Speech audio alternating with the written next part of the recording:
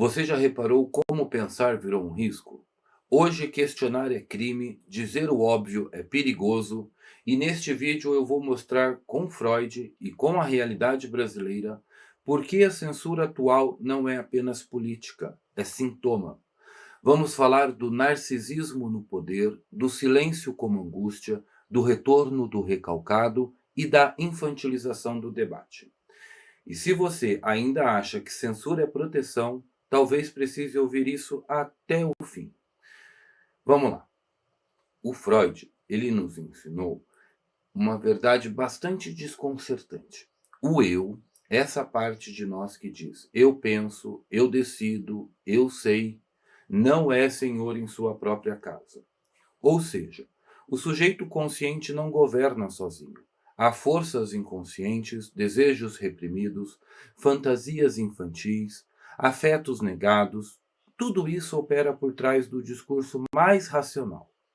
Agora pense comigo. O que faz alguém que detém o poder político, jurídico, midiático, desejar controlar não apenas os atos, mas também as palavras, as opiniões e até os afetos alheios? É um tipo de censura que vai além da política. É uma tentativa de moldar a realidade inteira segundo a sua própria imagem. E isso, na linguagem da psicanálise, tem um nome: narcisismo. Mas não é o narcisismo do mito clássico, do jovem que se encanta com a própria beleza. Não, é o narcisismo infantil, aquela estrutura psíquica primitiva que exige ser amado sem restrição, obedecido sem crítica, admirado sem contestação. E quando esse narcisismo ocupa o lugar do poder, a censura deixa de ser um mecanismo de defesa legítimo e ela vira ataque. O censor não apenas quer calar a crítica, ele quer apagar a existência do outro. Porque o outro, o diferente, o contraditório, o que pensa diferente, representa uma ameaça. Uma ameaça ao controle total, uma ameaça à fantasia de perfeição, uma ameaça ao eu que se imagina onipotente. E o que acontece quando esse eu narcisista é contrariado? Ele não suporta. Ele reage com raiva, com punição, com humilhação pública, com vingança simbólica. Exatamente como uma criança que, ao ouvir algo que não gosta, tampa os ouvidos e grita: "Não quero ouvir, não aceito". Na clínica chamamos isso de regressão. Na sociedade chamamos de censura. E na política chamamos com todas as letras de ditadura. Mas é tudo o mesmo movimento psíquico: a recusa da castração, a recusa do limite, a recusa da realidade como ela é. Por trás do discurso de ordem, da legalidade ou da moral, o que temos muitas vezes é um eu inflado, mas frágil. Um sujeito que precisa calar o mundo externo para não ouvir o próprio vazio interno. E isso é mais perigoso do que parece. Porque quando o poder vira criança birrenta, é a sociedade inteira que é obrigada a andar na ponta dos pés. Sabe como quando pisando em ovos, se pisar tortinho, quebra. É assim. O Freud nos ensinou que a censura não é um invento político. Ela nasce dentro da mente humana. O próprio aparelho psíquico censura pensamentos, desejos e memórias que considera inaceitáveis. E isso é o que permite que a civilização exista. Não podemos viver dizendo ou fazendo tudo o que passa pela nossa cabeça. A censura, nesse nível, tem uma função protetora. Mas o problema começa quando essa censura, que deveria operar internamente, é projetada para fora e vira política de Estado, diretriz institucional, norma cultural. Calar o outro, nesse caso, não é só uma tentativa de controlar o discurso. É uma tentativa de abafar algo que incomoda dentro de si. O censor, o ditador, não está reagindo àquilo que você disse. Ele está reagindo ao que a sua fala despertou nele. medo, culpa, vergonha, ressentimento. Quando alguém é tomado por esses afetos, mas não consegue elaborá-los, ele faz o que qualquer sujeito em conflito faz: projeta. Joga no outro aquilo que não suporta em si. Assim, o incômodo com o pensamento alheio revela uma angústia não nomeada. E para lidar com essa angústia, a solução parece simples: calar quem fala, proibir quem pensa, punir quem questiona. Mas isso tem um preço alto e quem paga é a cultura. Porque uma sociedade que não tolera o dissenso não evolui. Ela não pensa, não cria, não transforma, ela apenas se repete e aos poucos adoece. É exatamente isso que estamos vivendo no Brasil hoje. Um silêncio imposto, disfarçado de ordem. Uma política do não dito, uma vigilância que não protege, mas amedronta, intimida, silencia.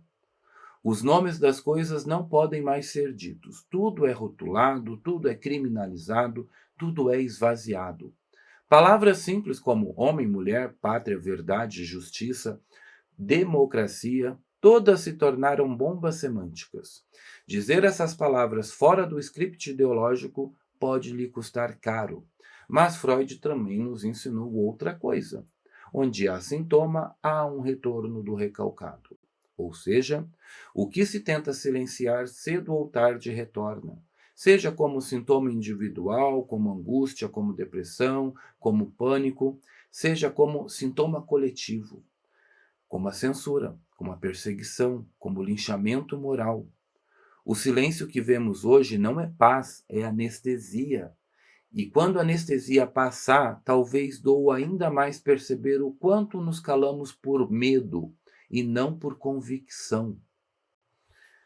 Na psicanálise, gente, uma das leis mais fundamentais é a que eu acabei de dizer do retorno do recalcado. Mas vamos pensar aqui o que isso significa. Significa que tudo aquilo que é reprimido, negado, silenciado, mais cedo ou mais tarde vai retornar. E esse retorno não é limpo, claro ou organizado. Ele vem distorcido, disfarçado, às vezes até grotesco. Ele vem como sintoma, como atuação, como excesso. E Freud explicou isso de uma maneira bem clara. Quando o sujeito não elabora uma perda, quando não atravessa o conflito, o conteúdo recalcado ele não desaparece. Ele se aloja no inconsciente e começa a operar por baixo da superfície.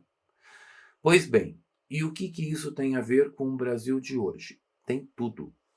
Durante décadas, nós repetimos que vivíamos numa democracia forte, que o Brasil era plural, livre, aberto, mas esse discurso muitas vezes encobriu a verdade de um país que não soube lidar com a diferença, que evitou o conflito, que recalcou o contraditório. E o resultado é que agora esse não dito volta como sintoma social.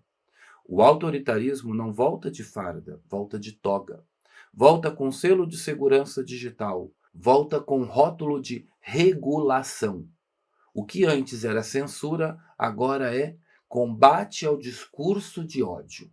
O que antes era controle ideológico, agora é proteção da democracia. A fantasia de uma sociedade harmônica, sem conflitos, sem atritos, sem dor, uma sociedade utópica, né?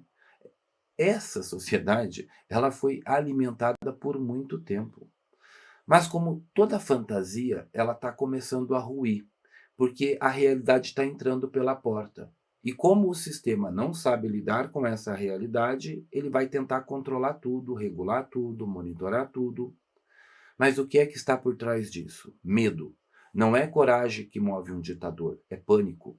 Pânico de perder o controle, pânico de desordem, pânico de que o outro pense diferente, sinta diferente, vote diferente, fale diferente. No fundo, é um medo infantil de que o mundo real não se ajuste às fantasias do eu.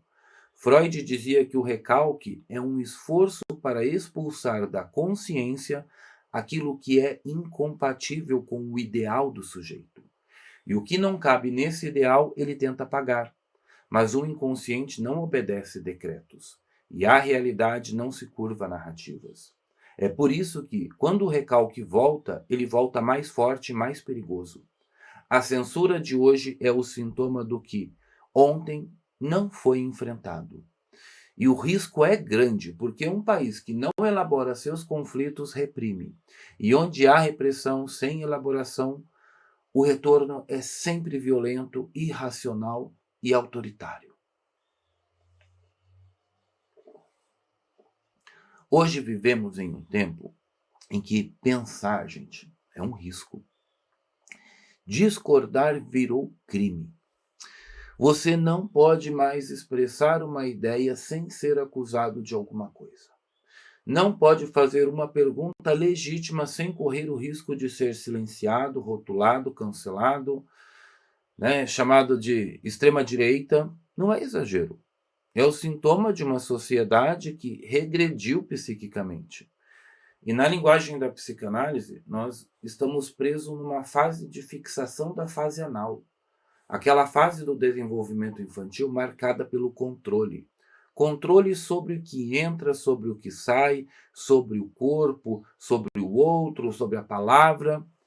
É a fase em que a criança experimenta a autoridade e o castigo. E o que nós vemos hoje?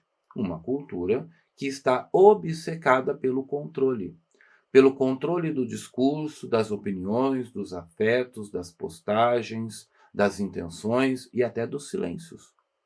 É uma sociedade que pune quem pensa fora da cartilha, que vigia o que você diz, o que você curte, o que você compartilha.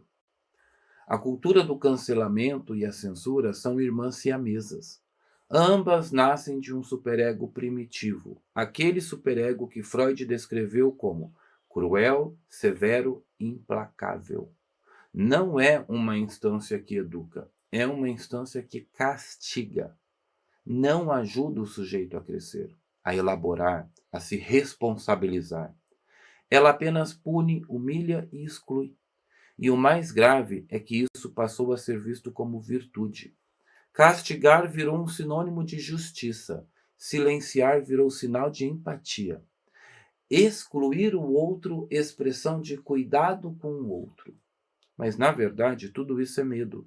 Medo da diferença, do pensamento divergente, medo da liberdade. O debate público virou uma creche ideológica, onde só pode brincar quem repete o que a professora mandou. Onde quem pergunta é suspeito e quem discorda é tratado como inimigo. E o que isso revela? Revela que não sabemos mais suportar o conflito, não sabemos mais dialogar, não suportamos mais a ideia de que o outro pode e deve pensar diferente. Na clínica, Freud via isso com clareza e nós, psicanalistas, na clínica atual também. O sintoma surge quando o sujeito não consegue simbolizar a diferença entre o que deseja e o que é possível. E na cultura, o sintoma aparece assim, como censura, como cancelamento, como patrulha. No fundo, é uma recusa a crescer. É uma recusa à travessia da dor que todo pensamento adulto exige.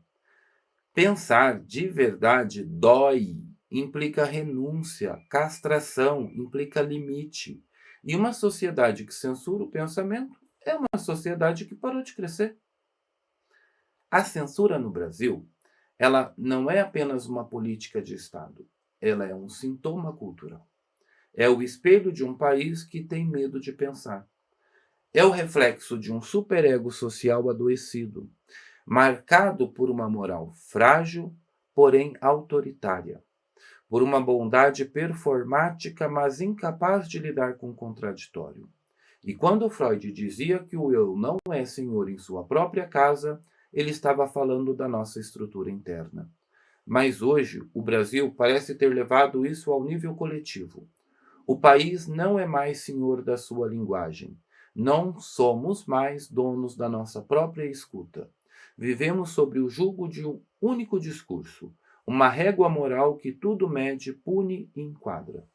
Não se pode mais errar, não se pode mais duvidar, não se pode mais falar sem medo de ser censurado. Qualquer desvio é tratado como crime de pensamento, mas não é protegendo o poder do desconforto que se protege a democracia. Pelo contrário, uma cultura forte não é aquela que cala as vozes incômodas, é aquela que suporta o desconforto de ouvi-las. Porque só quando escutamos o que nos desagrada é que temos a chance de pensar e de nos transformar. A liberdade de expressão, ela não pode ser um luxo de quem detém a narrativa. Ela é o chão onde se ergue toda a cultura viva, toda a ciência autêntica, toda a convivência minimamente sadia. A censura é o oposto disso. Ela não protege o cidadão, ela infantiliza o sujeito. Ela não impede o ódio, ela impede a elaboração. Ela não fortalece a democracia, ela vai corroer o pensamento.